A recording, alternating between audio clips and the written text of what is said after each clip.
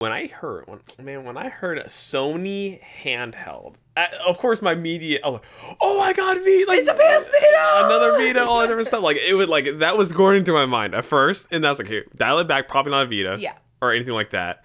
And I'm like, okay. And then also, we had just had a discussion of what if they made a handheld that it wasn't a separate thing like a Vita or DS. It was like a Steam Deck where, right, when you get this Sony handheld, you can play God of War Ragnarok on it. It might look worse. It might look... Well, yeah, and you the, just like... the frame rate's like 30 and, you know, all the assets and the resolution's lower. Everything's like lower, right? But you can play you can play Ragnarok on it, and you can play all these great like indie games. You have the PlayStation Store on it. Yeah. It's awesome, right?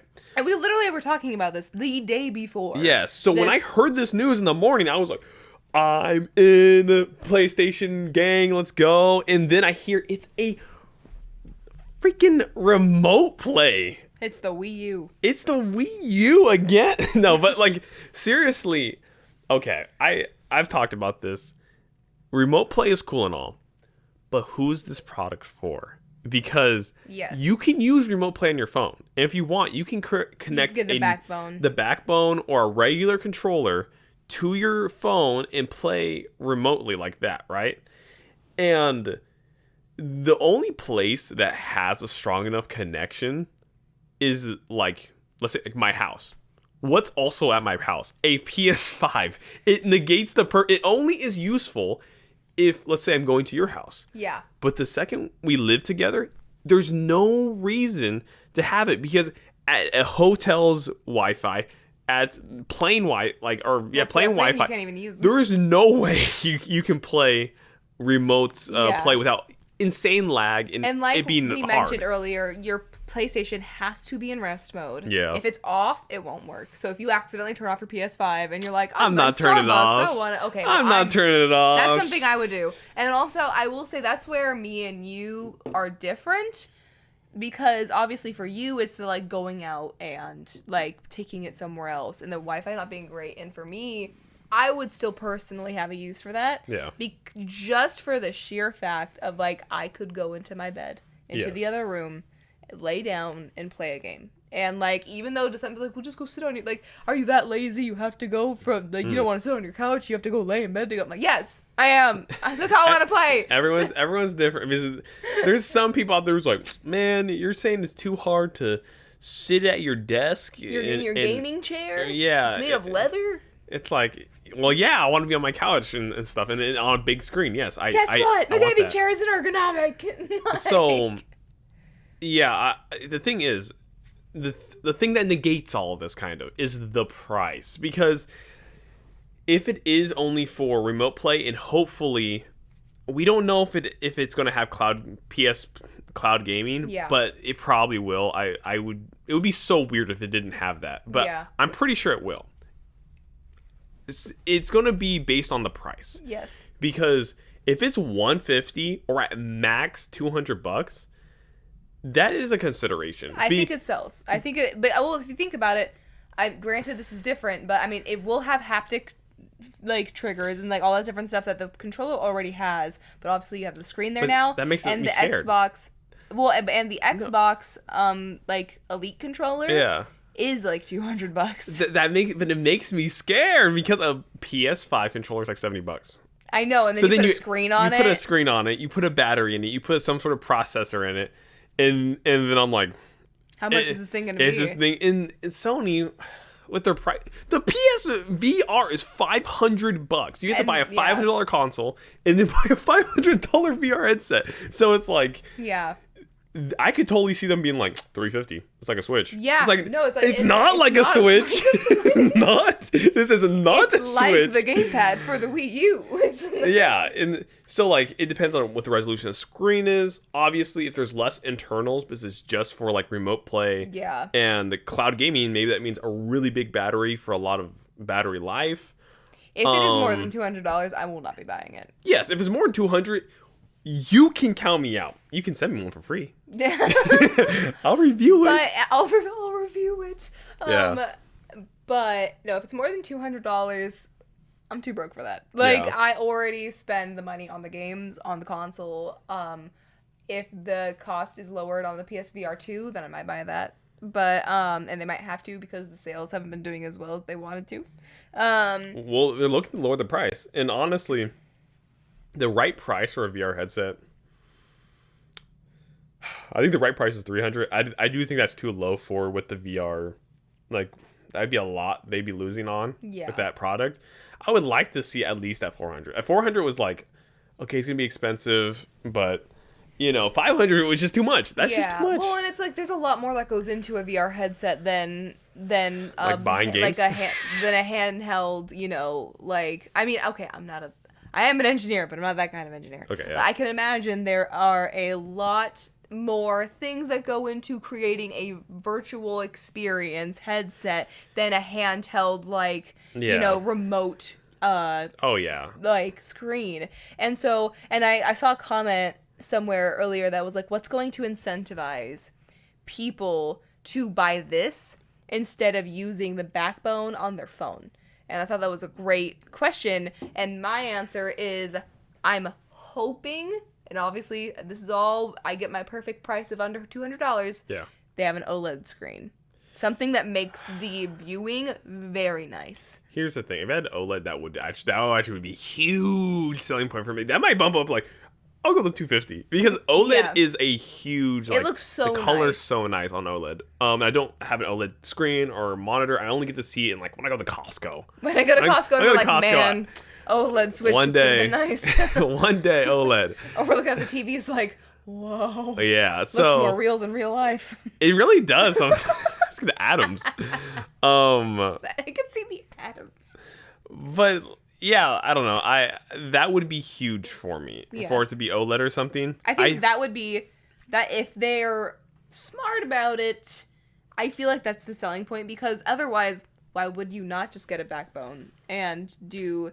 Here's the reasoning. There's a lot of people who, to them, their phone's their phone. You know what I mean? And their phone's not a place for gaming. I understand that. And so that, and I'm like, it's even for me, like the idea of buying an $100 basically controller to put onto my phone that's gonna drain my battery. Yep. That's the big thing for me is it's gonna drain my battery, and I'm worried that playing games on phone, cool. If I live somewhere that was maybe more like, okay, I have a Steam Deck, I'm never gonna play games on my phone. Yeah. But like, I feel like if I didn't have a Steam Deck and I lived somewhere where I took more like public transportation, that might be cool to me. Yeah. But, if there's the other option to not do that on my phone, like, because I don't know why I feel like playing games on my phone, I'm afraid it's like somehow gonna destroy my phone.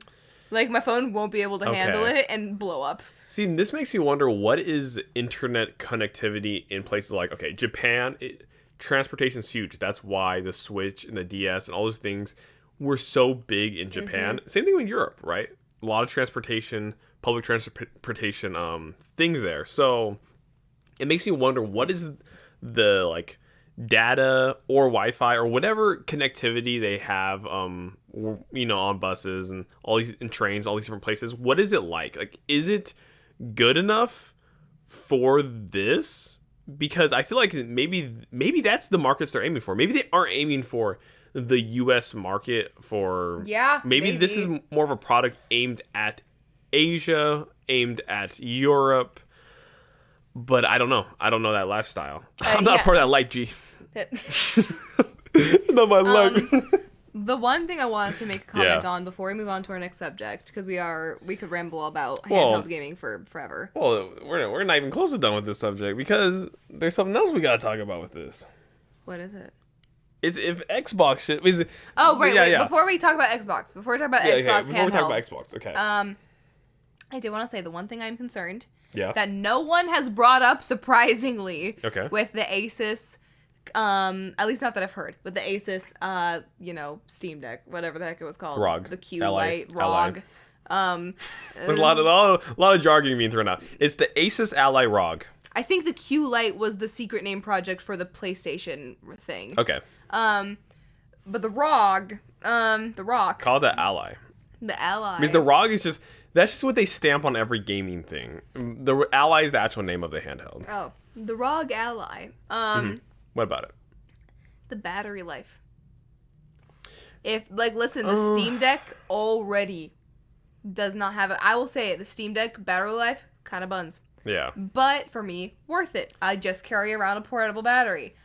If they're trying to make this thing even more powerful, I'm like, what are you gonna do? Like, and here's the thing, in the trailer that they showed for it, they did show it, like, docked at one point, and they kind of had it docked a lot. Yeah. And I'm like, yes, it want like, so I'm like, I'm wondering if they're kind of, like, showing that, because then it is actively charging, and it makes me personally worried, like, what is the battery life on this gonna look like in comparison to the Steam Deck? Yeah, it does make me scared, because I think they're trying to market this thing like it's a something instead of having a gaming PC. And here's the thing.